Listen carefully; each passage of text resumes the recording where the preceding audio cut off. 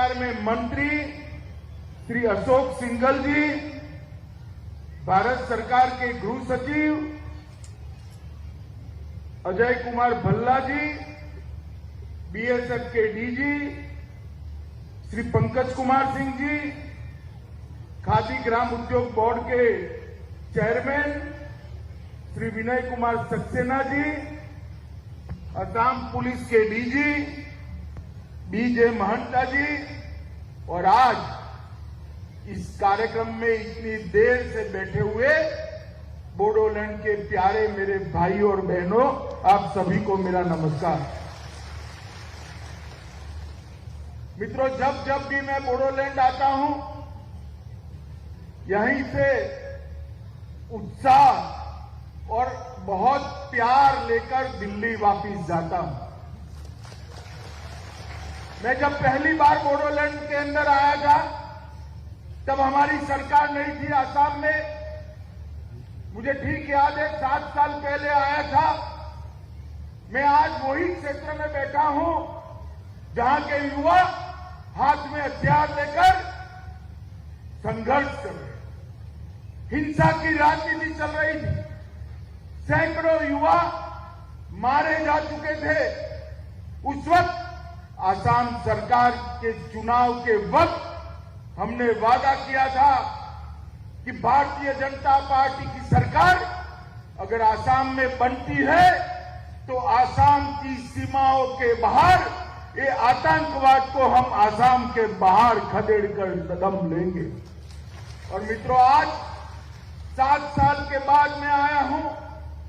देश के प्रधानमंत्री नरेंद्र मोदी जी के नेतृत्व में असम के मुख्यमंत्री भाई हेमंत बिस्वा शर्मा जी के अथक प्रयासों के कारण भारत के गृह मंत्रालय ने एक कर असम के सारे हथियारी ग्रुपों के साथ समझौता कर आज असम के अंदर शांति की स्थापना करने का काम नरेंद्र मोदी सरकार ने किया है। अकेले असम के अंदर 9,000 से ज्यादा हथियारी ग्रुपों के लोगों ने आत्मसमर्पण कर देश की मुख्य धारा में जुटना पसंद किया है। और इसका सबसे बड़ा अगर कोई उदाहरण है तो बोडोलैंड का समझौता है।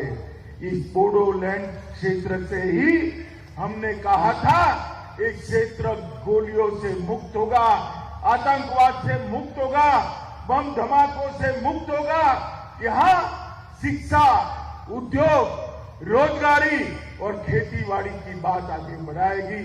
आज मुझे बड़ा संतोष, इतने कम समय में समझौते की 90% शर्तों को भारत सरकार और असम सरकार ने पूरा कर दिया है। बोडोलैंड के साथ हमने जो वादा किया था वो पूरा कर दिया है। और आजादी के इतिहास के बाद असम आजादी के समय से बना हुआ राज्य है, परंतु आज तक असम के स्पीकर पद पर किसी बोडो युवा का बैठना संभव नहीं हुआ था। आज असम असेंबली का स्पीकर एक बोडोलैंड से गया हुआ मेरा भाई है। पूरा असम और बोडोलैंड उस पर गर्व करता है। मित्रों, आज मैं तामुलपुर आया हूं, तब मैं आपको फिर से एक बार आश्वस्त कराना चाहता हूं कि बोडोलैंड की जनता सामाजिक, सांस्कृतिक, आर्थिक और राजनीतिक रूप से और ज्यादा सशक्त होगी। यहां की भाषा, यहां की संस्कृति और यहां का आर्थिक विकास ये केवल आपका चिंता का विषय नहीं है, भारत सरकार का और असम सरकार का भी चिंता का विषय है। ये बोडोलैंड का सर्वांगीण विकास हो, इसलिए असम सरकार और भारत सरकार मिलकर प्रधानमंत्री जी के नेतृत्व में, हेमंत बिस्वा शर्मा के नेतृत्व में एक एक कदम आगे बढ़ रहा है। और ये निश्चित रूप से तय किए हुए समृद्ध बोडोलैंड के, आत्मनिर्भर बोडोलैंड के लक्ष्य की ओर पहुंचेगा। मित्रों, आज यहां पर पूर्ति का काम असम से ही होगा, जिससे असम की सुरक्षा और सुनिश्चित हो जाएगी। इसके लिए हमें भूमि की जरूरत थी। मैं भाई हेमंत विश्व शर्मा का धन्यवाद करना चाहता हूं कि 50 एकड़ भूमि हेमंत विश्व शर्मा और प्रमोद बोरो ने बीएसएफ को दिया है। मैं आज कहकर जाता हूं, यहां पर जल्द से जल्द यहां कामकाज शुरू हो जाएगा और पूरे पूर्वी भारत को सुरक्षित करने में इससे हमें बहुत मदद मिलेगी। मित्रों, आज लगभग टेकनपुर से इकोतर के बाद ये दूसरी कर्मशाला बन रही है। लगभग 50 करोड़ रुपया यही जगह पर, यही क्षेत्र के अंदर इन्वेस्ट होने वाला है। दक्षिण बंगाल, उत्तर बंगाल, गुवाहाटी, शिलोंग, मणिपुर, कछार और त्रिपुरा फ्रंटियर को यहीं से शस्त्र और गोला बारूद की आपूर्ति भी होगी और उनकी मरम्मत भी यही करने का काम होगा। इससे लगभग 25 करोड़ रुपए की बचत होने वाली है। भाइयों बहनों, इससे यहां पर रोजगारी भी बढ़ेगी। इसके साथ साथ आज यहां पर एक दूसरा महत्वपूर्ण कार्यक्रम हाथ में लिया है। खादी और ग्राम उद्योग आयोग उसके उत्पादों को एक साथ हम 107 पैरामिलिट्री की कैंटीनों में उपलब्ध कराएंगे। मित्रों, खादी ग्राम उद्योग बोर्ड, खादी ग्राम उद्योग आयोग न केवल ग्रामीण विकास के लिए काम करता है, खादी ग्राम उद्योग बोर्ड का मतलब है देश के हर बेरोजगार को रोजगारी देने के लिए का एक प्रयास। और आज यहां पर उनके चेयरमैन साहब बैठे हैं। मैं लगातार इनके पीछे रहता हूं क्योंकि मैं बचपन से मानता हूं कि खादी ग्राम उद्योग बोर्ड की गतिविधियों में ही देश की बेरोजगारी की समस्या का बहुत बड़ा समाधान है।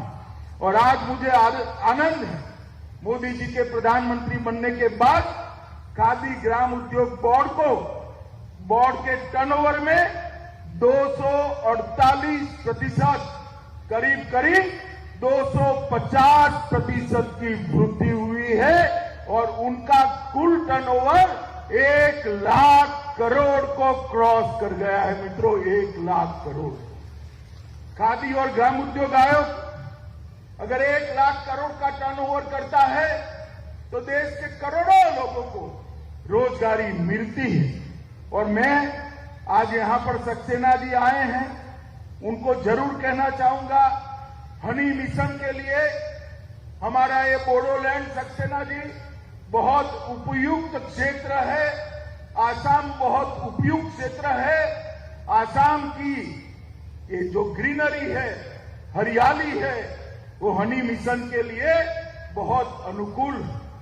आपने इसको कॉन्सेंट्रेट कर बोडोलैंड के अंदर हर किसान को हनी मिशन के साथ जोड़कर मधुमक्खी पालन के साथ इसको इनकी इनकम बढ़े, इस प्रकार से आगे बढ़ना चाहिए। कुम्हार सशक्तिकरण, हनी मिशन, अगरबत्ती निर्माण, कृषि आधारित प्रोसेसिंग यूनिट्स, कागज उद्योग, फुटवेयर डिजाइन, टर्नवुड क्राफ्ट, लकड़ी और फर्नीचर के सामान, ये सारे क्षेत्र के लिए ये बोडोलैंड हमारा बहुत उपयुक्त जगह है। अगर खादी ग्राम उद्योग बोर्ड यहां पर बोडोलैंड को एक मिशन के तहत हाथ में लेता है तो यहां पर लंबे समय से रक्तपात से परेशान हुए मेरे बोडो युवाओं को रोजगारी मिलेगी। जिन्होंने हथियार छोड़ा है वो देश के विकास के साथ जुड़ेंगे।